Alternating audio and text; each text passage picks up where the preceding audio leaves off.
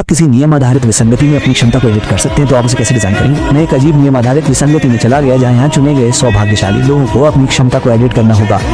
इसके इस्तेमाल पर कोई पाबंदी नहीं, लेकिन इसकी कीमत पूरी आबाद रहेंगे अगर कोई इसका मर जाते हैं। लेकिन मुझे एक बग मिल गया है, नियमों में खुद पर लगाई गई सीमाओं का जिक्र नहीं। एक पल मैं घर पर मरीन फोर्ट वॉर देख रहा था और चर्चा कर रहा था कि कौन सा ताकतवर है, क्यों या व्हाइट बर्ड, और अगले ही पल मैं अजीब नियम आधारित विसंगति में चला गया। मेरे दिमाग में तुरंत कई नियम आ गए। नियम 1, आपको अपनी जानकारी के अनुसार अपनी क्षमता को एडिट करना होगा। नियम 2, सौभाग्यशाली लोगों की पूरी आबादी द्वारा मॉनिटर की जाएगी। कोई भी मॉनिटर जो क्षमता का अनुमान लगा लेगा उसे बिना किसी कीमत के मिल जाएगा, मूल उपयोगकर्ता मर जाएगा। नियम 3, आखिरी बचा हुआ भाग्यशाली व्यक्ति विसंगति वाली दुनिया से हासिल की गई हर चीज को वापस असली दुनिया में ला सकता है। नियम 4, मॉनिटर किसी भी तरह से भाग्यशाली लोगों को प्रभावित नहीं कर सकते, जिसमें उनके कार्यों को प्रतिबंधित करना, उन्हें डराना आदि शामिल है, लेकिन इन तक सीमित नहीं है। नियम 5, क्षमता का अनुमान लगाने के लिए आपको केवल मुख्य सक्रिय स्थितियों, प्रभावों या क्षमता के प्रकट होने के रूपों को स्पष्ट रूप से व्यक्त करने की आवश्यकता है। कोई भी भाषा स्वीकार है, इसे बिल्कुल सटीक होने की आवश्यकता नहीं। नियम 6, यदि कोई भी समय सीमा के भीतर भाग्यशाली व्यक्ति की क्षमता का अनुमान नहीं लगाता है तो अनुमानों की पूर्णता के प्रतिशत के आधार पर एक बल पीका जाए। नियम 7, भाग्यशाली व्यक्ति अपनी क्षमताओं का इच्छानुसार उपयोग कर सकते हैं, लेकिन कृपया स्थानीय कानूनों का पालन करें। किसी भी उल्लंघन के लिए प्रत्यक्ष उन्मूलन।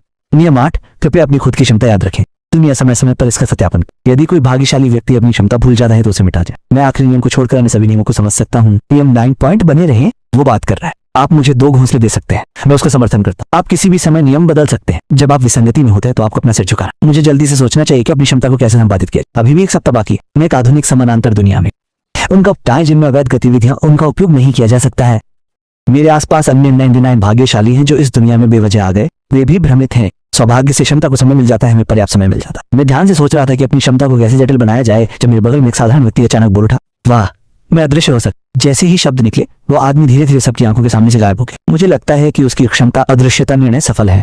क्षमता निर्णय सफल। वो दर्शक सदस्य जिसने उत्तर का अनुमान लगाया था खुशी से उछल पड़ा, जबकि वो व्यक्ति जिसने लापरवाही से बात की थी सबके सामने चुपचाप गायब हो गया। इसे रोको। क्या तुमने नियम नहीं पढ़े? ऐसा मूर्ख कैसे हो सकता है? पहले भाग्यशाली की मृत्यु के साथ डरने के अलावा बाकी लोगों को भी समझ में आ गया, क्षमताओं को मॉनिटर द्वारा कभी नहीं खोजा जाना चाहिए।